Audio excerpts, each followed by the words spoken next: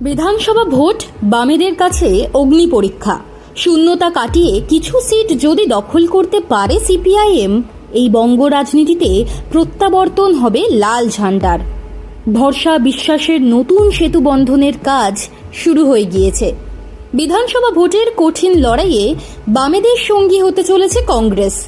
এই জোট এর আগেও হয়েছে, তবে অতীতের সঙ্গে এই বন্ধুত্বকে মেলানো যাবে না।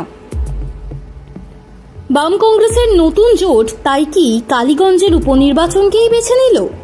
বিধানসভা ভোটের আগে এই জোট নিয়ে কি ভাবছে বামেরা? যুব নেতা কলতান দাশগুপ্ত তুলে ধরলেন জোটের ভবিষ্যৎ। ডিওয়াইএফআই এর নেতা কলতানের স্পষ্ট বক্তব্য, তৃণমূল বিজেপির বিরুদ্ধে লড়াইটা যাতে হয় সেই জন্যই একটা প্রার্থী দেওয়া হয়েছে। ভোট ভাগাভাগির ক্ষেত্রে শাসক দল বরাবরই সুবিধা পায়, সেটা কালীগঞ্জে যাতে না হয় তার জন্যই এই জোট। এর আগেও একবার জোটের প্রার্থী হয়ে কংগ্রেসের প্রার্থী জিতেছেন ওই জায়গায়।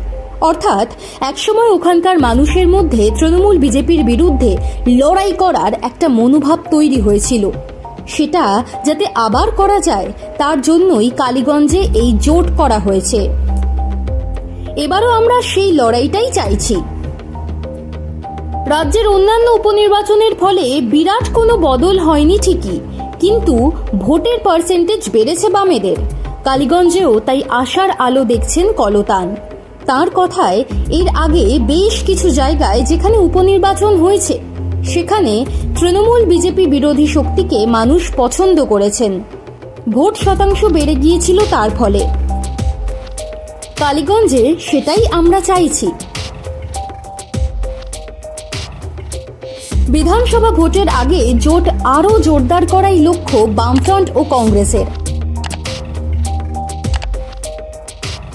উত্তরবঙ্গ, দক্ষিণ ও উত্তর 24 পরগনা, মুর্শিদাবাদের বেশ কিছু জায়গায় কংগ্রেস অথবা বামফ্রন্ট দুই বিরোধী শক্তিকে বেগ দিয়েছে।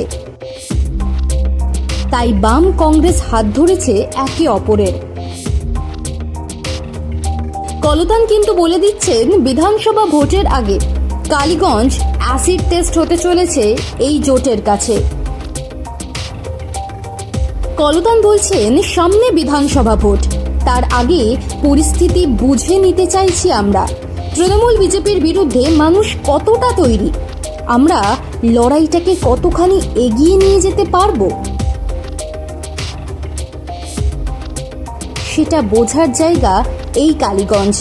এটাই এই জোটের অ্যাসিড টেস্ট। কলতানের কথা থেকেই পরিষ্কার, কালীগঞ্জের উপনির্বাচনে কাবিল উদ্দিন শেখের প্রচারে কোনো ফাঁক রাখবে না বামফ্রন্ট ও কংগ্রেস।